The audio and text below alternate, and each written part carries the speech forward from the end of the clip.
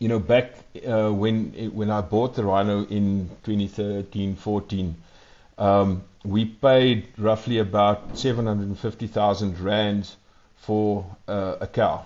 Okay. Uh, but with poaching, the prices dropped to around, say, 100,000, 120, maybe 150,000 if you're lucky. Just because of liability concerns and security concerns, Rhino just had no value anymore. Absolutely. Your whole investment is at risk if somebody comes and kill it. The security concerns, now all of a sudden there's people, dangerous people with guns walking around on your farm, that wouldn't blink an eye to kill anybody that confronts them. So people just got rid of their Rhino. It cost me around, say, 450 to 500,000 rand to raise a Rhino to, say, about 5 years old, and you got only about a quarter of that. So it didn't make sense for me If you were going to sell to, it. to sell them.